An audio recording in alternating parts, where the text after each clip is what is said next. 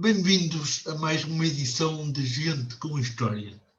Hoje estamos no Porto e vamos ao encontro do Dr. António Ferraz. Boa tarde, Dr. António Ferraz. Diga-nos quem é. Boa tarde, meu bom amigo. Pois, o meu nome, como disse, é António Ferraz, sou natural do Porto, nasci na freguesia de São Nicolau, desta linda cidade, junto ao Rio, e resido atualmente na Foz do Douro. Religiosa e também até à faculdade foi na cidade do Porto, porque na verdade os meus pais sempre aqui residiram e eu cresci na cidade do Porto. Andei na escola das freiras franciscanas hospitaleiras no Monte Pedral, depois passei para o Liceu António Nobre, no Porto, e mais tarde aqui comecei o meu curso de Direito, que acabei em Lisboa. Sou casado, tenho duas filhas, ambas maiores de idade, e como disse, aqui resido praticamente desde que me lembro nesta linda cidade do Porto. E vive o Porto. O Dr. António Ferraz, depois, ao longo da sua vida, a dado momento, descobriu um movimento de mensagem de Fátima. Quer nos dizer como é que isso aconteceu? Exatamente. Com certeza, exatamente. Portanto, das primeiras recordações que tenho da minha vida religiosa é na verdade, porque nós somos praticamente da mesma idade, e lembra-se com certeza que Fátima sempre teve um lugar muito central na catequese dos jovens, e todos os anos havia peregrinações a Fátima. E eu lembro-me, desde pequeno, de ter ido primeiro com a minha escola e mais tarde acompanhando já a minha família a Fátima. E, portanto, sempre tive efetivamente um especial carinho e devoção a Nossa Senhora. Sinto-me realmente tocado por ser mariano. E mais tarde, quando, por razões familiares, tomei conhecimento com os peregrinos a pé e com as peregrinações que se faziam todos os anos e ainda se fazem até à Cova Iria, acabei por ter contacto em primeiro os peregrinos a pé junto da Ordem de Malta, e mais tarde ali conheci o assistente nacional do Movimento da Mensagem de Fátima, o Sr. Padre Manuel Antunes, que me veio a apresentar o movimento e acabou por me convidar para eu me tornar mensageiro de Fátima. Foi um momento realmente de juramento que todos os mensageiros prestam quando se tornam membros do movimento, mas ao mesmo tempo foi um recrudescer da minha devoção a Fátima e eu até diria mais, da minha ligação a Fátima.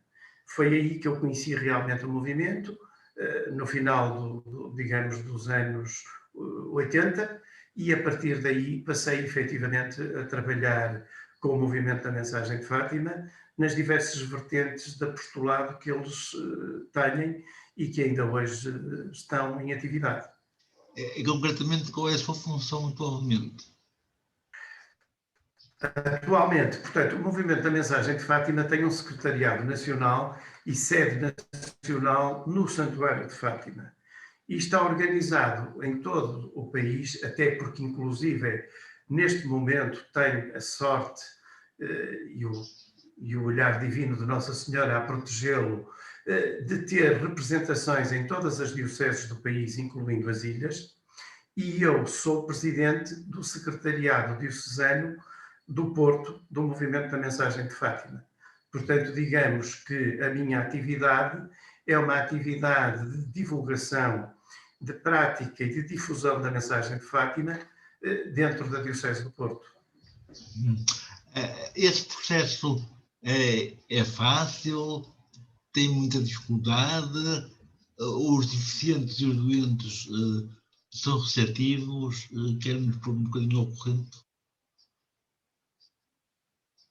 Com certeza. Portanto, quando o Movimento da Mensagem de Fátima foi criado, começou por se chamar, portanto, num primeiro momento, Associação Nossa Senhora do Rosário, por impulso do cônego Manuel Formigão, já no longínquo ano de 1926. Depois, transformou-se mais tarde, a pedido do Episcopado Português, na Pioneira dos Cruzados de Fátima, isto nos anos 30, quase 50 anos, até que em 1984, uma vez mais por impulso da Conferência Episcopal Portuguesa, o movimento mudou o seu nome para Movimento dos Cruzados de Fátima. E passados 13 anos, o Conselho Permanente da Conferência Episcopal resolveu... Desculpe, interrompeu. Você está a chegar com um giro atrás e com cortes. Estou a ouvir. Está a chegar com cortes. Eu peço desculpa, deixe-me ver se eu consigo resolver aqui o problema num minuto.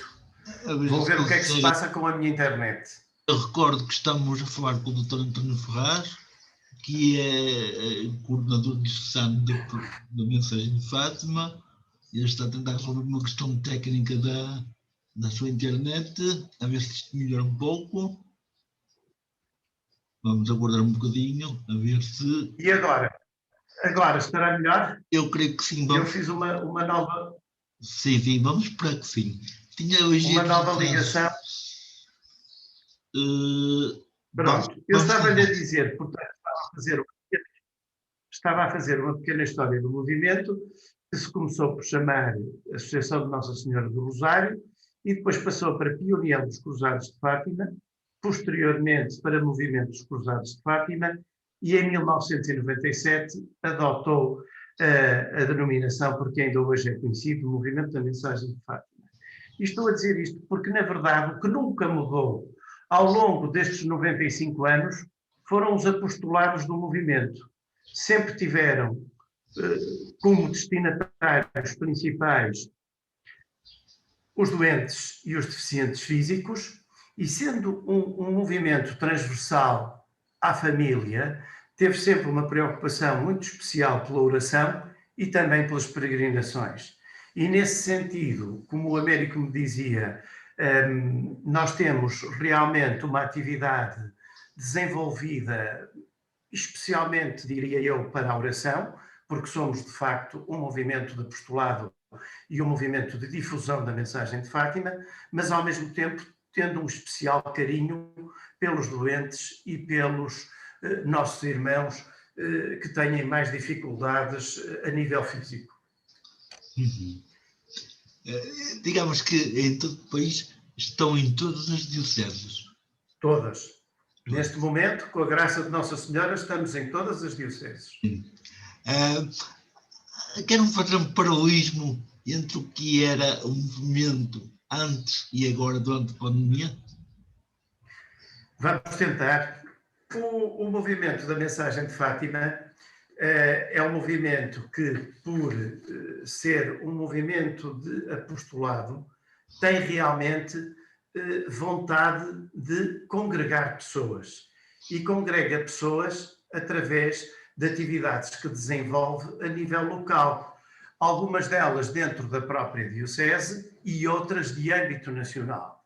Essas congregações de pessoas, essas reuniões ou ajuntamentos, como nós até gostamos de carinhosamente dizer no movimento, levavam-nos a ter durante todo o ano um programa de peregrinações, um programa de retiros de idosos e de doentes em Fátima, e a ter nas dioceses também, e a ter jornadas de reflexão e de oração, nomeadamente retiros. Isto era desenvolvido, como digo, quer dentro das dioceses, quer por iniciativa do Secretariado Nacional. Neste momento, como o Américo calculará, nós temos uma enormíssima dificuldade em conseguir juntar pessoas, principalmente porque as pessoas que são, digamos assim, o leitmotiv deste movimento, os doentes e os idosos, são aqueles que mais restrições têm com esta pandemia que estamos a viver. Na verdade, não é nada aconselhável fazermos hoje uma reunião de doentes, um retiro de doentes, uma peregrinação de idosos, um retiro de idosos, que já, aliás, estão todos cancelados no âmbito das atividades do Santuário de Fátima e que, aliás, também estão todos cancelados no âmbito das atividades de qualquer diocese deste país, precisamente pelos riscos que podem colocar às pessoas por, na verdade, se poderem expor ainda mais às vicissitudes desta tremenda pandemia.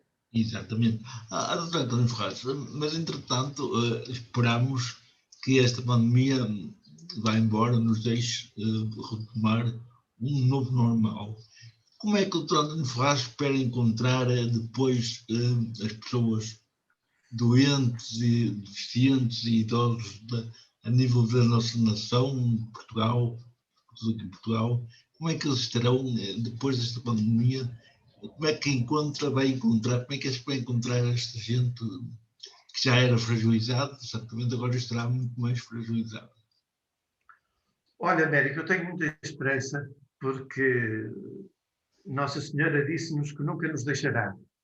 E eu acredito que, de facto, depois desta tempestade tremenda que estamos a viver a nível social, e até a nível religioso, no sentido de que o nosso culto é hoje um culto feito dentro das paredes das nossas casas e menos dentro dos templos que estávamos habituados a frequentar, eu tenho esperança que as coisas vão correr bem. Eu acredito que, na verdade, infelizmente vamos perder muita gente. Já perdemos e espero eu que Nossa Senhora nos ajude a que deste momento em diante percamos cada vez menos gente, até àquele dia em que possamos dizer todos que pelo Covid já não há mortes em Portugal e no mundo. Eu tenho esperança que esse dia chegue com alguma rapidez. Mas até lá, a mim o que me preocupa de facto, como o Américo disse, é como é que vamos encontrar estas pessoas?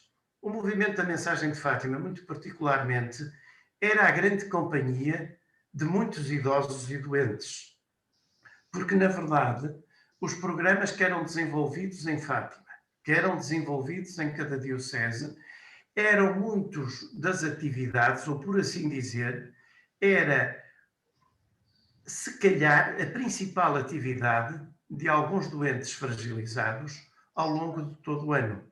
Porque nós, por exemplo, aqui no Porto, organizamos um encontro de doentes anual que ia na 31ª edição, em diversos pontos da Diocese, que até tinham o apoio dos bombeiros, que levavam doentes acamados de todo o país para um dia diferente nas suas vidas. Eu creio que a falta destes encontros a nível nacional e a nível diocesano, que toda a Igreja promovia, porque não era só o movimento da Mensagem de Fátima, nós sabemos que a nossa Igreja do Porto é rica nos encontros para pessoas com dificuldades físicas, mas também rica para as pessoas que, na verdade, não têm qualquer tipo de dificuldade e que a Igreja gostava de reunir em santuários, em pavilhões, em templos grandes, isto já para não falar só das igrejas onde habitualmente se desenrolam as missas da semana. Exatamente. Tudo isso parou. E ao parar, nós temos de facto que pensar que muitas dessas pessoas deixaram de ter, se calhar, o seu porto de abrigo em termos de receberem dos outros a atenção que lhes é merecida e que, na verdade, ainda existe muita gente que lhe quer dar.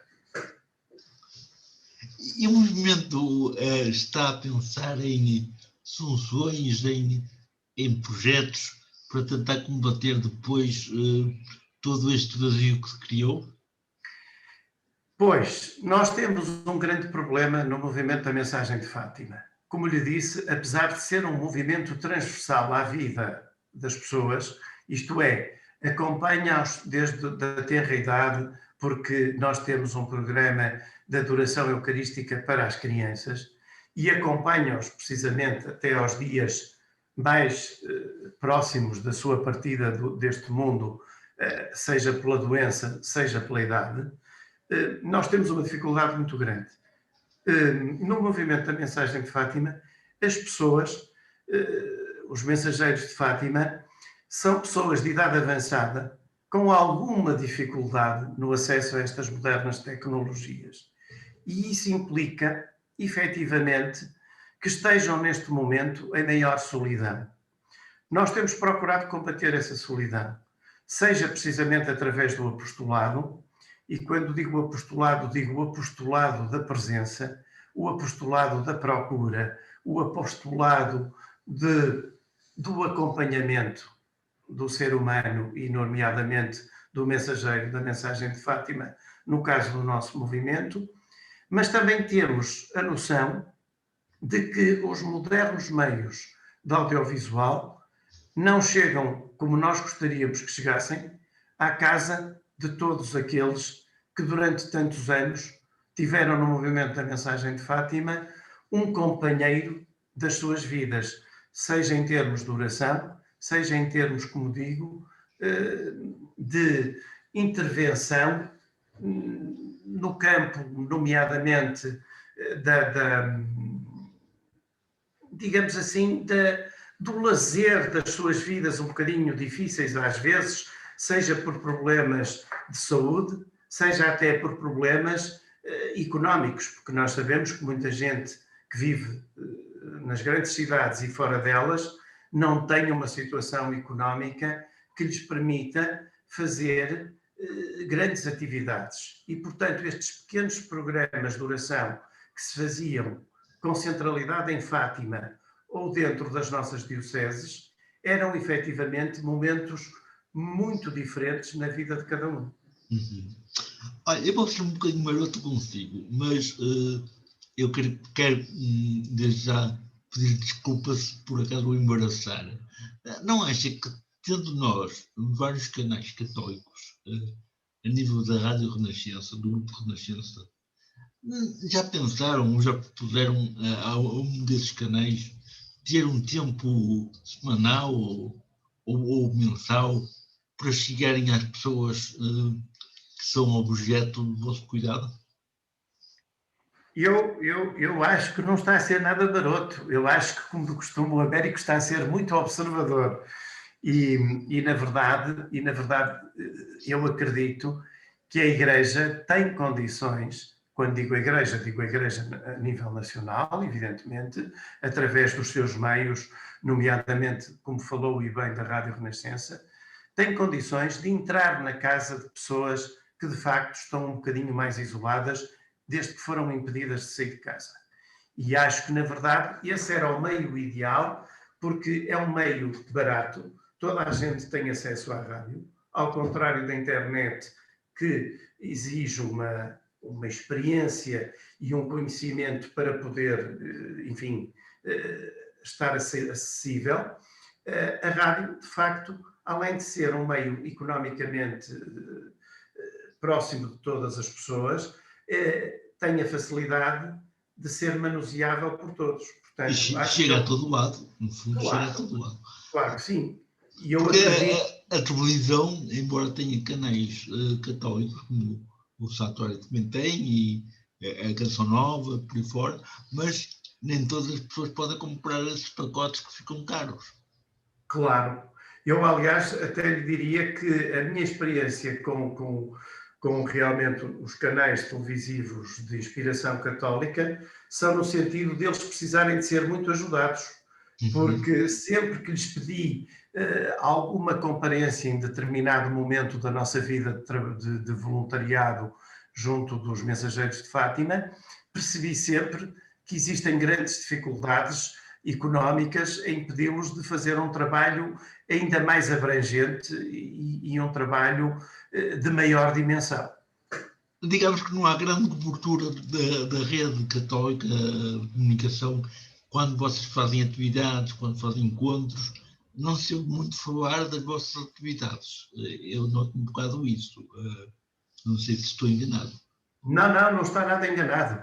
Na verdade, até a nível nacional, Eu reparo que quando, por exemplo, é a grande peregrinação nacional do Movimento da Mensagem de Fátima, na terceira semana de julho em Fátima, raramente esse acontecimento de religioso de alguma dimensão, porque reúne sempre alguns milhares de pessoas vindos de todas as dioceses do país ao santuário, raramente sai para a dimensão, digamos assim, nacional, porque na verdade, tirando os órgãos locais de Fátima e da Diocese de Leiria, e eventualmente mais um ou outro de outra diocese, estou-me a lembrar da nossa Voz Portucalense, ou por exemplo, do Diário de Lamego, do Jornal de Lamego, praticamente o resto ninguém consegue deslocar-se a Fátima, e eu nunca percebi se é não só por dificuldades financeiras e económicas, ou se também será porque, na verdade,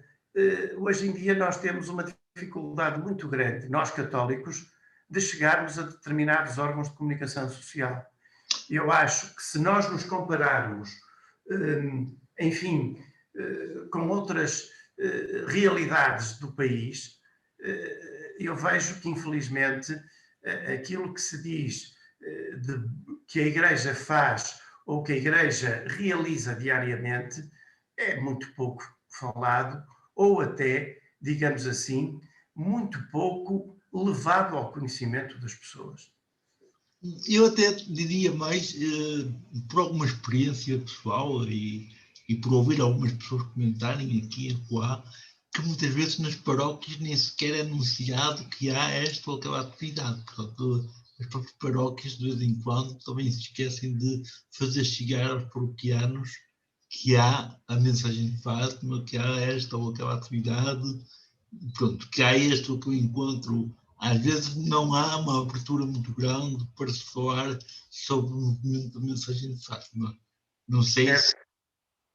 É verdade, é verdade. Eu sou obrigado a reconhecer, com muita pena minha, que a mensagem de Fátima é por vezes como que esquecida e é preciso de vez em quando recebermos a visita, como por exemplo do Papa Bento XVI, que veio dizer ao Santuário de Fátima que a mensagem de Fátima é mais atual do que nunca, porque nós tivemos um grande apóstolo da mensagem de Fátima, que foi o Papa João Paulo II, mas na verdade, quer o Papa Bento XVI, quer o Papa Francisco, não se esquecem da mensagem de Fátima, mas digamos que a sua propagação ou a sua prática está muito esquecida a nível mundial. E a mensagem de Fátima é um tesouro que nós temos em Portugal, mas nós sabemos bem que é um tesouro para todo o mundo.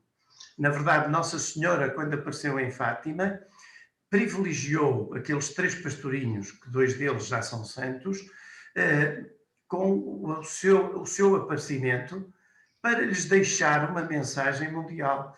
Porque Nossa Senhora não lhes disse para que Portugal seja salvo, ou para que realmente vocês ajudem o vosso país a ultrapassar uma dificuldade, aqui está aquilo que vos peço. Não.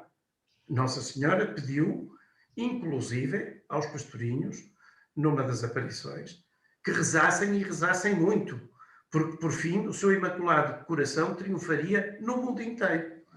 Portanto, a mensagem de Fátima é, de facto, atual. E é uma mensagem muito tocante, porque eu acho que é uma mensagem que toca o coração daqueles que a experimentam. E, na verdade, eu às vezes chego a recear que haja como que uma cortina para que as pessoas não experimentem a mensagem de Fátima. Porque eu creio que quem a experimenta fica cativado e sente efetivamente a presença de Nossa Senhora na sua atividade diária e na sua vida. Doutor Nuno Ferraz, a nossa Conferência Episcopal Portuguesa tem emitido ao longo destes anos todos imensas notas pastorais. E eu não me recordo assim de muitas em que a deficiência, a doença, seja tocada, seja aprofundada, seja abordada. Qual é a sua sensação a esse respeito? parece que a deficiência não interessa, a doença não interessa, ou é uma coisa realmente à parte do que estamos a viver? Eu devo lhe dizer que, pela minha vocação para o movimento da mensagem de Fátima, nós, como disse há um bocado, temos um apostolado muito direcionado para as pessoas doentes e para as pessoas com deficiência física. E, portanto, tenho tido alguma atenção àquilo que me está a perguntar. E o que eu acredito é que não será, digamos assim, um esquecimento formal. Eu penso que a nossa Conferência Episcopal tem uma preocupação tão grande pelas almas, digamos assim, que têm a seu cargo, ao seu pastoreio, que por vezes se esquece que existem realmente essas almas que também estão ao seu cargo e ao seu pastoreio e que por vezes não são tão visíveis.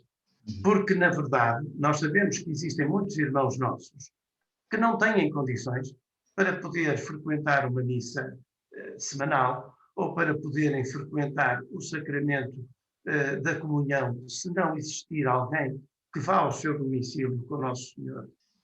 Ou irmãos até que não têm condições para sair do seu domicílio nunca. E nesse aspecto eu reconheço que já muito foi feito, mas deveria ser muito mais ainda feito, porque ainda existem muitos irmãos nossos que não têm da parte, digamos assim, dos seus pastores, o serviço, ou pelo menos o espírito de serviço que deveriam ter. E o que acha que se pode fazer, nós de igreja, quando digo nós todos, para que isto melhore um pouco, seja mais palpável, mais visível? Eu acredito que nós devemos ser, como o Papa Francisco nos exorta, uma igreja de saída. Nós devemos, na verdade, ir ao encontro dos nossos irmãos. Mas não devem ser só os nossos irmãos desfavorecidos do ponto de vista económico. Eu acho que os nossos irmãos que estão encerrados nas suas casas, por doença, por incapacidade de se poderem movimentar sozinhos para virem ser inseridos em sociedade, são os maiores destinatários de uma igreja em saída. Eu creio que a igreja em saída não pode ficar só por aqueles que visivelmente nos mostram dificuldades de subsistência a nível económico ou financeiro, mas eu acho que devemos também dar ainda mais importância àqueles que não são visíveis. Eu lembro-me muito das palavras do nosso comum amigo Padre José Nuno, quando ele diz que os irmãos doentes são a retaguarda orante da Igreja, e na verdade são. Agora, muitos deles, infelizmente, até chegam a ser desconhecidos para a própria Igreja, porque, na verdade, muitas vezes nós não vamos ter com eles.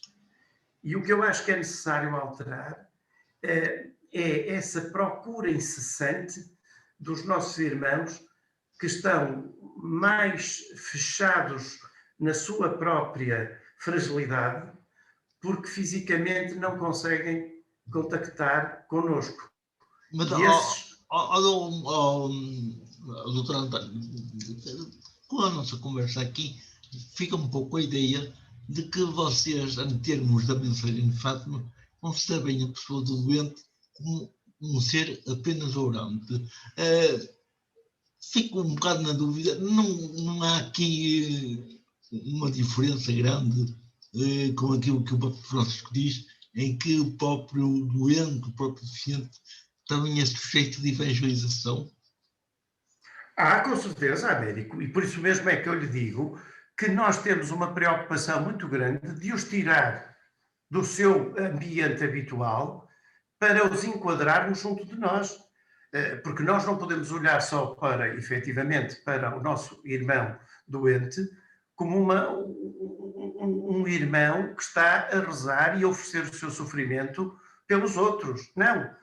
Ele é um irmão que tem as mesmas capacidades, se procurado por nós, se encontrado por nós para fazer exatamente aquilo que nós fazemos. Nós, quando estamos em oração, estamos em oração, quando estamos em convívio, e muitas vezes são os próprios convívios de doentes aqueles que são mais procurados dentro do movimento da mensagem de Fátima. Uhum. Eu tinha uma pergunta provocadora para si. Dos vários secretariados que existem no nosso país, já me disse que estão em todas as dioceses, há algum secretariado que tenha no seu seio pessoas deficientes e doentes, ou são só pessoas normais? Há secretariados que têm pessoas deficientes e doentes. Nós no Porto temos desde sempre, pelo menos desde que eu me recordo, que estou no secretariado desde 2006. Em Braga também, posso-lhe nomear outros, mas de facto há essa preocupação, porque o setor dos doentes é um setor que precisa realmente de estar acompanhado por quem é doente. Então, porque não faz sentido nenhum serem os sãos a procurar servir os doentes. Os doentes têm que pedir aos sãos que os ensinem a ser servidos. E a servir também, não é? Porque Exatamente. Pode servir, não é? Exatamente. Doutor Ferraz, também há uma questão que se põe. Será que no atual contexto, não é agora em termos de pandemia, mas no atual contexto do século XXI, finais do século XX ainda, já se sentiu um bocado isso, a própria comunidade doente, deficiente, fragilizada, também não se sente muito motivada para participar na atividade da igreja, assim, acomoda-se um bocado à doença e à deficiência, não se sente um pouco que nós, doentes e deficientes, somos um pouquinho modistas? Américo, eu quero. Eu sou mau, sabe? Eu sou mauzinho, mas olha, tem que ser. Não, eu percebo que sim, mas acima de tudo é amigo. E nas perguntas que faz tem sempre a amizade presente. Eu acho que os doentes no século XXI poderão não ser diferentes dos doentes do século XX, e não são. O que eu acho que mudou um bocadinho foi realmente a forma como a fé entrou nas almas das pessoas. E para isso não é preciso fazer a distinção entre doentes e sãos. Nós sabemos muito bem que o católico dos finais do século XX, ou que sofreu as vicissitudes do século XX, de perseguições à Igreja e de, enfim, alguma falta de liberdade em determinados sítios para o culto público, foi um cristão que fortaleceu a sua fé e a sua procura incessante de Deus. No século XXI, como que há muita forma de se dispersar essa procura de Deus, porque na verdade hoje em dia sabe que existem muitos desafios paralelos que levam as pessoas a esquecerem-se um bocadinho da procura de Deus. E nesse sentido, eu não faria a distinção entre os nossos irmãos doentes e os nossos irmãos são, eu diria que todos nós estamos a sofrer do mesmo mal. Precisamos de procurar mais Deus, precisamos de sentir mais a presença de Deus em nós e precisamos realmente de trabalhar muito a nossa fé. Eu também acho que sim. Aliás, a pergunta foi de encontro à sua resposta e era essa resposta que eu estava à espera de ouvir, que não houvesse essa distinção. Eu pergunto porque realmente eu tenho uma experiência um bocado de ecuménica e tenho estado noutras congregações religiosas, noutros credos, e vejo deficientes, sobretudo cegos, deficientes com alguma paralisia, até a assumirem cargos de responsabilidade de pastoreio. E na Igreja Católica isso é muito raro acontecer. E eu pergunto-me muitas vezes, porque é que será que isto acontece? Quer dizer, se Deus é o mesmo, se Cristo é o mesmo, eu estou a falar de credos dentro da área do cristianismo, não estou a falar noutros credos religiosos. Se formos para uma igreja evangélica, uma igreja lusitana, há muito mais deficientes a participar, porque eles também são menos, em termos gerais, não é? São menos pessoas a participar, não tem multidões como temos na Igreja Católica, então nota-se mais, em termos de participação, a equivalência entre uns e outros. Nas outras igrejas cristãs, a presença de deficientes é mais notada.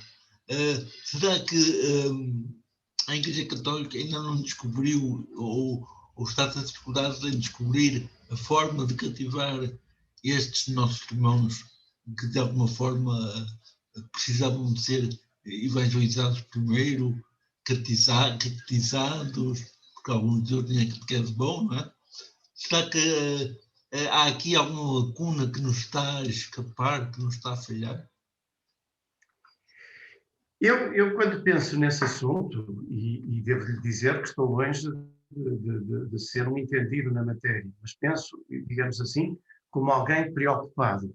O que eu posso dizer é que isso é uma realidade. O que o Américo me acabou de descrever, na verdade, é que na Igreja Católica nós temos alguma dificuldade em encontrar pessoas deficientes, com alguma deficiência física, em lugares ativos, para não lhes chamar de destaque, digamos, lugares ativos numa pastoral. Agora, eu creio que isso passa muito por uma ausência de catequese que era muito mais visível no século passado do que hoje em dia. Nós sabemos que um dos grandes problemas com que a sociedade católica e a fé e a Igreja Católica se debatem hoje em dia é com o ataque permanente à família e à unidade familiar. Antigamente, nós sabíamos que todo membro de uma família era, por natureza, iniciado na religião e na fé católica. E, em muitos casos, dificilmente essa fé era perdida ao longo da vida. Hoje em dia, nós sabemos que muitos, infelizmente, não chegam a experimentar o início de uma vida religiosa e de uma vida de catequese. E outros acabam por abandonar, porque, na verdade, ou por motivos de solidão, ou por motivos de descrença, que são absolutamente respeitáveis, acabam por não sentir esse apelo da fé e essa necessidade de viverem, enfim, para o Senhor e para a sua salvação. Agora, eu reconheço que, de facto, existe aqui um campo muito grande que poderíamos e deveríamos, todos nós, repito, todos nós, desde o Santo Padre aos bispos e aos membros de todas as ordens religiosas que compõem a Igreja e os leigos mais ativos, deveriam, de facto, refletir seriamente nesta situação de termos irmãos nossos que, na verdade, quando estão dentro da Igreja Católica, são em muito menor número do que noutras confissões religiosas. Isso é verdade. É um tema que não vale a pena escamotearmos e fingir que não terá uma explicação lógica, porque tem que ter.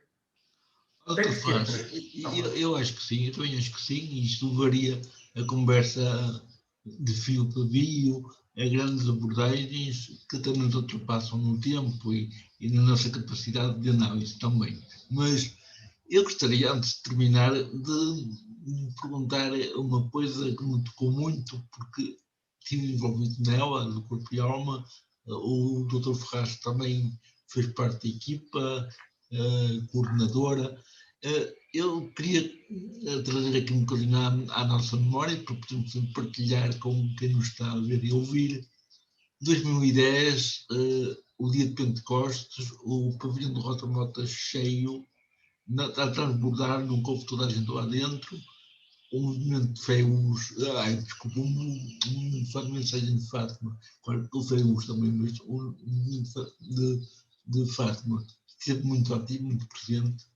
E aquela peregrinação dos frágios da nossa Diocese, em que envolveu vários secretariados, organizado pelo Secretariado de Gestão Pastoral da Saúde, foi uma coisa bem ilustrativa da vida que a nossa Diocese tem.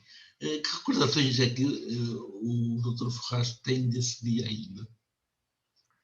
Olha, Américo, eu devo dizer que são dois momentos que Nosso Senhor me deu a possibilidade de viver enquanto católico e enquanto homem de fé, que foi a Missão 2010 e a visita da imagem peregrina de Nossa Senhora.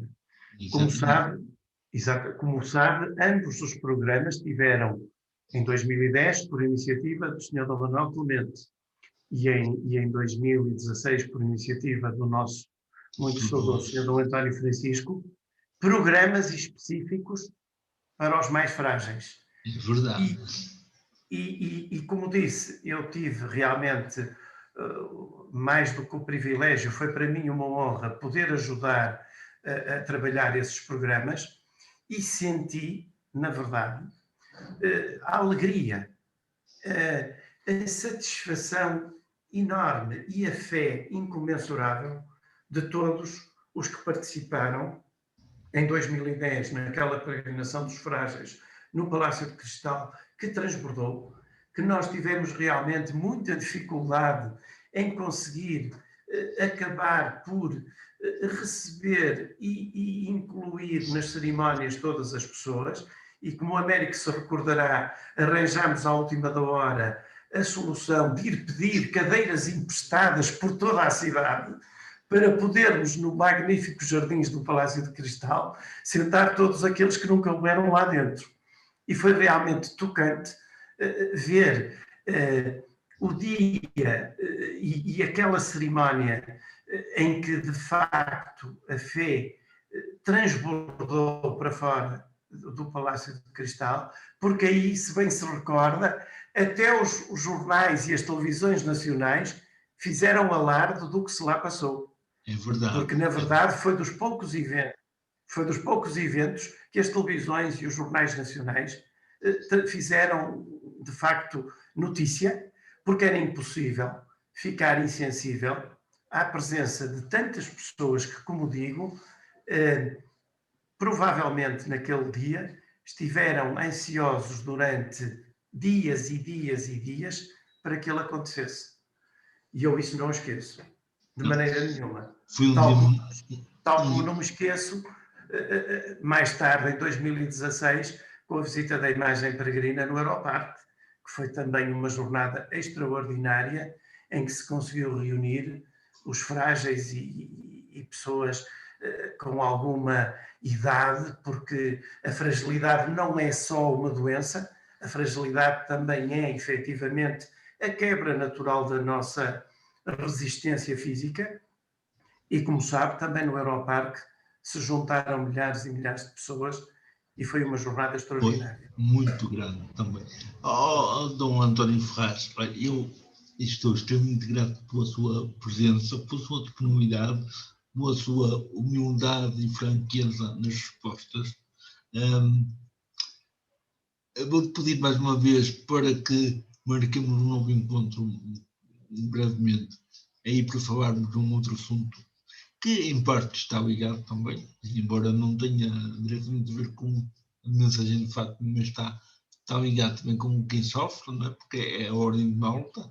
Eu iria já avisar os nossos espectadores de que o Dr. António Ferraz irá regressar em breve, não sei ainda quando, vamos ver isso depois, para falar da Ordem de Malta, onde ele já tem responsabilidades assumidas e vai-nos poder partilhar um pouco da história desta grande ordem também. E vamos ficar por aqui hoje, vamos realmente esperar que a pandemia passe depressa e que nós possamos retomar em termos da mensagem de fato, em termos da igreja, em termos de tudo, as nossas atividades, e não consigamos ficar sempre à espera que as coisas aconteçam, também sejamos nós capazes de fazer acontecer para que as coisas, neste tempo de Páscoa, também possam ressuscitar em nós esta esperança, esta alegria de viver, de encontrar, ressuscitem de verdade. Que aconteça o terceiro dia na nossa vida, de católicos, de homens de fé, e mesmo daqueles que não têm fé, porque muitos que estão a ouvir e a ver não são crentes, mas que também têm a esperança e a fé disto passar, ou pelo menos permitir que a normalidade regresse um pouco mais, e que tenhamos realmente a graça de poder encontrar estes nossos irmãos mais fragilizados, não tão fragilizados como nós tememos que possa acontecer, que não tenham ficado tão mal como aparentemente parece estar a situação. Deus está por trás disto tudo também, e eu tenho certeza que a mensagem de Fátima estará atenta também a esta realidade e vai encontrar, de certeza, nestes desafios, respostas para voltar a ser ativa neste mundo de hoje. Doutor Ferraz, muito bem-aja por tudo. E assim, E uma Santa assim Páscoa. seja, meu querido amigo, permita-me só agradecer esta conversa de amigos que tivemos os dois e dizer-lhe que para mim, mais do que uma honra, é um enorme gosto ser seu amigo. Eu tenho, de facto, a admiração por si de tudo o que eu vi fazer na vida. E isso eu não consigo esquecer, porque, de facto, cada vez que estou consigo, é para mim um motivo de grande alegria e de grande admiração por tudo o que o Américo faz por nós, porque faz por todos e porque realmente o seu coração é enormíssimo, porque nós todos temos aí um lugar muito especial no seu coração. Bem-aja e uma Santa Páscoa para todos. Obrigado, mas muito disso devo à sua amizade e àqueles que me rodeiam. Bem-aja, Santa Páscoa. Muito obrigado.